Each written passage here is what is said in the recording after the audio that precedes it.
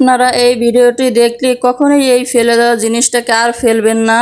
এই ফেলে দেওয়া জিনিসটাকে দিয়েই মজার খাবার বানানো যায়। তো ভিডিওটি দেখলেই বুঝতে পারবেন।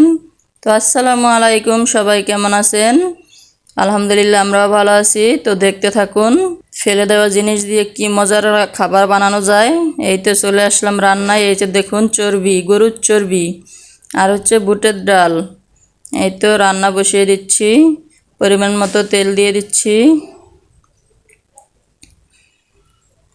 পরিমাণ মতো পেঁয়াজ বাটা দিয়ে দিচ্ছি,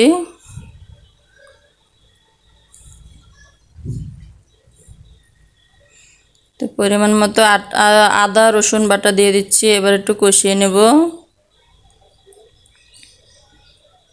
এখানে সব রকমের মশলাগুলো দিয়ে দিব। এখানে লবণ, মরিচ গুঁড়ো, হলুদ গুঁড়ো,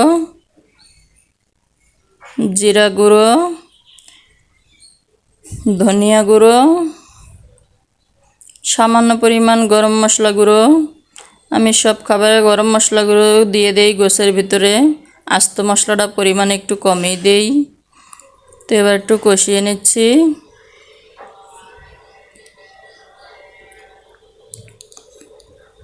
তো কষা আছে, দুটো তেজপাতা দিয়ে দিচ্ছি আর আস্ত গরম মশলা দিয়ে দেব অল্প পরিমাণে। এই তো দিয়ে একটু কষিয়ে নেব। এই তো কষানো হয়ে আসছে, পর্যায়ে পরিমাণ মতো পানি দিয়ে একটু কষিয়ে নেব। তো কষিয়ে নিচ্ছি, কষানো হয়ে আসছে। এখন চর্বিগুলো দিয়ে দিচ্ছি। এই চর্বিগুলো কিন্তু আমরা ফেলে দেই, খাই না। তো এই চর্বি দিয়েই বুটের ডাল দিয়ে এত মজার একটি খাবার বানানো যায়, ভিডিওটি না দেখলে বুঝতেই পারবেন না। তো আপনারাও বাসায় ট্রাই করবেন। এটা রুটি পরোটা সব কিছু দিয়েই খাওয়া যায়। তো এর তো ডালগুলো দিয়ে দিচ্ছি। আমি ডালটা সিদ্ধ করি নাই, আপনারা চাইলে ডাল হালকা একটু সিদ্ধ করেও নিতে পারেন। তো আমি একেবারে রান্না করব, সিদ্ধ করি নাই। তো এই তো কষিয়ে নিচ্ছি। পরিমাণ মতো পানি দিয়ে দেবো। এবার পানির পরিমাণটা একটু বেশিই দিব, কারণ আমি ডালটা তো আর সিদ্ধ করি নাই। তো পানিটা একটু বেশি পরিমাণেই দিয়ে এবার রান্না করব। ঢাকনা দিয়ে রান্না করতেছি। এই তো দেখুন রান্নাটা প্রায় হয়ে আসছে, আর একটু রান্না করব।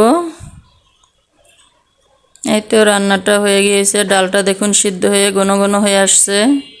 তো এই পর্যায়ে আমি একটা বাগার দেব। এটা আপনারা না দিলেও পারেন, স্কিপ করতে পারেন। তো পরিমাণ মতো তেল দিয়ে দিচ্ছি। এখানে দেব রসুন কুচি। আমি কিন্তু এখানে পেঁয়াজ আদা রসুন বাটা দিছি, সব কিছু কাঁচা কিছু দেই নাই এখানে, এই জন্য কুচি দিয়ে একটু বাগার দেব। দুটো তেজপাতা, এখানে পেঁয়াজ কুচিও দিয়ে দেব। দিয়ে দিচ্ছি পেঁয়াজ কুচি। এগুলো দিয়ে একটু ভালোভাবে ভেজে নেব।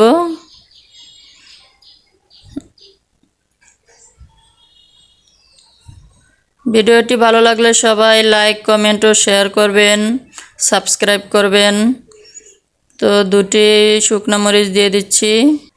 সবাই সবাইকে সাপোর্ট করবেন। সামান্য পরিমাণ জিরা দিয়ে দিচ্ছি, আস্ত জিরা। তো এই তো এইগুলো একটু ভেজে আমি ডালের ভিতরে দিয়ে দেব। তো এই তো ডালের ভিতরে এবার বাগারের ফোড়নগুলো দিয়ে দিচ্ছি। এটা আপনারা স্কিপ করতে পারেন, তো আমি আমার মন চাইলো দিচ্ছি।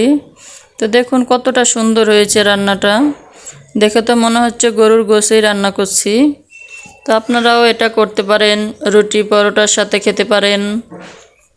তো ভালো লাগলে পুরো ভিডিওটি দেখবেন। তো সবাই ভালো থাকবেন, সুস্থ থাকবেন, আমাদের জন্য দোয়া করবেন। আল্লাহ হাফেজ।